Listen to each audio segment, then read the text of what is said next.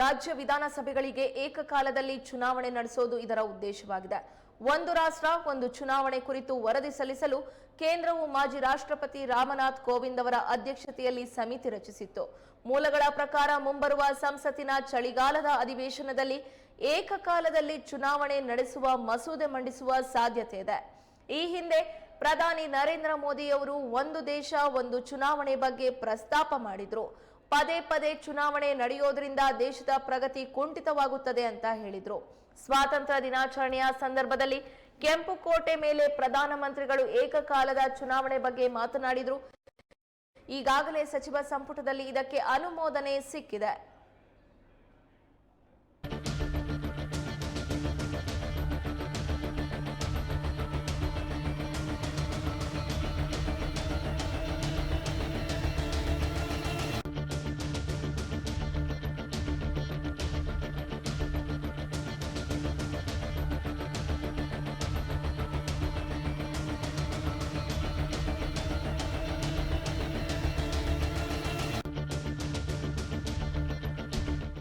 ಒಂದು ರಾಷ್ಟ್ರ ಒಂದು ಚುನಾವಣೆ ಕುರಿತ ರಾಮನಾಥ್ ಕೋವಿಂದ್ ಸಮಿತಿ ವರದಿಗೆ ಕೇಂದ್ರ ಸಚಿವ ಸಂಪುಟ ಅನುಮೋದನೆ ನೀಡಿದೆ.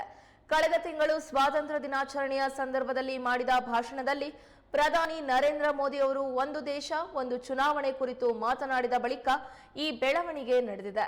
ಮಾಜಿ ರಾಷ್ಟ್ರಪತಿ ರಾಮನಾಥ್ ಕೋವಿಂದ್ ಅವರ ಅಧ್ಯಕ್ಷತೆಯಲ್ಲಿ ರಚಿಸಲಾದ ಉನ್ನತ ಮಟ್ಟದ ಸಮಿತಿಯು ಈ ವರ್ಷದ ಮಾರ್ಚ್ನಲ್ಲಿ ಮೊದಲ ಹಂತವಾಗಿ ಲೋಕಸಭೆ ಮತ್ತು ರಾಜ್ಯ ವಿಧಾನಸಭೆಗಳಿಗೆ ಏಕಕಾಲದಲ್ಲಿ ಚುನಾವಣೆ ನಡೆಸಲು ಶಿಫಾರಸು ಮಾಡಿದೆ.